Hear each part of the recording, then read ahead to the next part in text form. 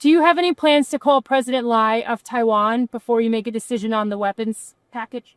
Well, I'll speak to him. I speak to everybody. ያለም ፖለቲካ በአሁኑ ሰዓት ታላላቅ አይላን ብቻ እንደልባቸው እዚህም እዛም የሚሉበት አይደለም። አንድ ስህተት አደገኛ ውጤት ይዞ እንደሚመጣ መረዳቱ አላቸው ራሳቸው ሀያላኑ ሳይቀር። በፖለቲካው ጨዋታ ላይ ደግሞ በአሁኑ ሰዓት የቤጂንግና ዋሽንግተን መፋለሚያ ሜዳ ታይዋን እየሆነች መጥታለች። የታይዋኑ መሪ ዊሊያም ላይ ቺያንግቴ ወደ ዋሽንግተን የላኩት ይፋዊ የዲፕሎማሲ ጥሪ በቤጂንግ ሰማይ ስር ቁጣ አስከትሏል። የአሜሪካና የቻይና ግንኙነት በታይዋን እንዴትና በምን አጋጣሚ ተለወጠ? ከአጋርነት እውቅና ወደ ገንጣይ ደጋፊ እንዴትስ ተራመደ? በርካቶች የሚያነሱት ጥያቄ ነው። እንደ አውሮፓውያን አቆጣጠር በ1979 ዋሽንግተን ይፋዊ ዲፕሎማሲያዊ እውቅናዋን ከታይዋን ታይፔ አንስታ ለኮሚኒስቷ ቻይና ለመስጠት ስትስማማ የአሜሪካና የታይዋን መሪዎች የነበራቸው ዲፕሎማሲያዊ ግንኙነት እየሻከረ መጣ። የአሜሪካ የወቅቱ ፕሬዝዳንት ሪቻርድ ኒክሰን ቻይናን በ1972 በጎበኙበት ሰዓት ዲፕሎማሲያዊ ግንኙነቱን የጀመሩት ዋሽንግተንና ቤጂንግ ዛሬ ላይ በፍርሃት ውስጥ የሚያልፍ ዲፕሎማሲ ውስጥ ናቸው። ከ1949 እስከ 1971 የአገርነት እውቅና የነበራት ታይዋን በቻይና ሪፐብሊክ ስም አገሩና ስትቀጥል ታላቋ ቻይና ደግሞ የቻይና ሕዝብ ሪፐብሊክ በሚል እውቅና አልነበራትም ነበር። የቤጂንግና ዋሽንግተን ግንኙነት ላለፉት 47 ዓመታት የፓሲፊክን ቀጠና ካልተፈለገ ጦርነት ታድጎ የኖረ የሰላም ዋስትና ተደርጎም ይወሰዳል።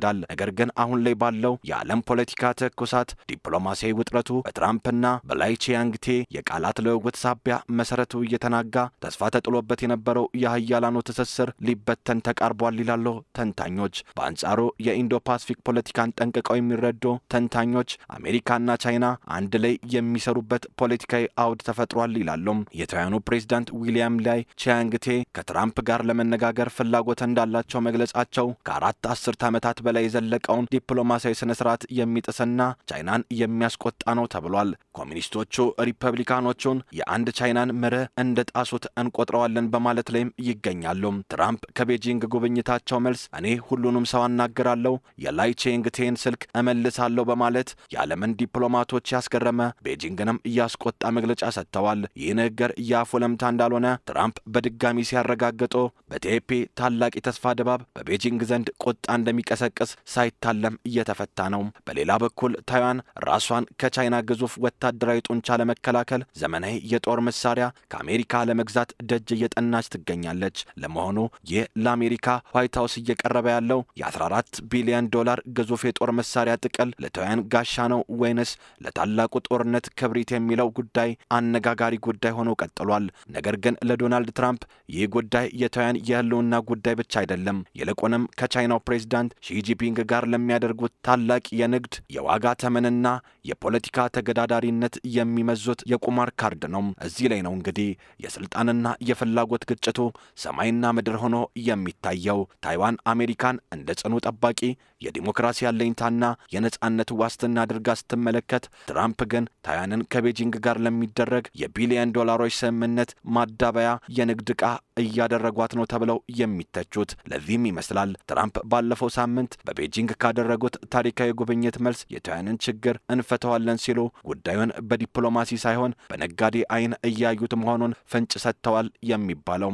የታይዋን መከላከያ ሚኒስተር ዊሊንግተን ኩ የአሜሪካ ፖሊሲ አልተቀየረም፣ በጥንቃቄ ወደፊት እንገፋለን በማለት የውስጥ ፍርሃታቸውንና ስጋታቸውን በዲፕሎማሲያዊ ቃላት ለመሸፈን ቢሞክሩም የደሴቲቱ እጣ ፈንታ ግን በዋሽንግተን ባልተጨበጠ አቋምና በቤጂንግ የማይለወጥ ወታደራዊ ዛቻ መካከል ይገኛል የሚሉት ተንታኞች ትራምፕ በትላንትናው ዕለት የላይ ቺያንግቴን ስልክ መልሳለሁ አወራዋለሁ ማለታቸው አዲስ አይደለም። ይልቅ ታሪክ ራሱን የደገመበት ክስተት እንጂ። እንደ አውሮፓውያን አቆጣጠር በ2016 ዶናልድ ትራምፕ ለመጀመሪያ ጊዜ የፕሬዝዳንትነቱን መንበር ሲጨብጡ የወቅቱን የታይዋን ፕሬዝዳንት ሳይ ኢንግ ዌንን የስልክ ጥሪ በደስታ በመቀበል መላውን ዓለም አስደንግጠው ቻይናንም አበሳጭተው እንደነበር ይታወሳል። ዛሬ ላይ ታሪክ ራሱን በበለጠ ክስተትና በበለጠ የኃይል ፉክክር ሊደገም የተዘጋጀ ይመስላል። ቻይና ታይዋንን ሊደፈር የማይችል ቀይ መስመሬ ናት ትላለች።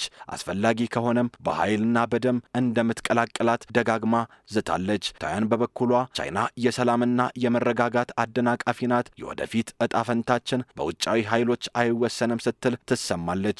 በዚህ በግንቦት ወር ታይቶ የማይታወቅ የፖለቲካ ትኩሳት ትራምፕ የመካከለኛው ምስራቅ ጉዳይ ሳይፈቱ ሌላ የውዝግብ አጀንዳ ማስነሳታቸው ከባህሪያቸው አንጻር ባይገርምም ከቤጂንግ ጉብኝት መልስ ሳምንት ሳይሞላቸው ይህንን ማለታቸው ግን ከሺ ጂንፒንግ ጋር በነበራቸው ውይይት በጠረጴዛ ዙሪያ ያልተፈታ ነገር ግን በታይዋን ካርድ ለማስፈጸም የሚፈልጉት ጉዳይ ማሳያ ተደርጎ ተወስዷል። ታይዋን ቫቲካንን፣ ሶማሌላንድን ጨምሮ በ13 ሀገራትና ራስ ገዞች እውቅና የተሰጣት 23.4 ሚሊዮን ሕዝብ ያላት በአሜሪካ ሕግ ውስጥ ራሷን ለመከላከል ድጋፍ እንዲደረግላት ከለላ የተሰጣት ስትራቴጂክ አምቢግኒቲ በሚል ስርዓት የቀጠለች ቁልፍ የቴክኖሎጂና ንግድ ማዕከል እየሆነች የመጣች ራስ ገዝ እንደሆነች ይነገርላታል።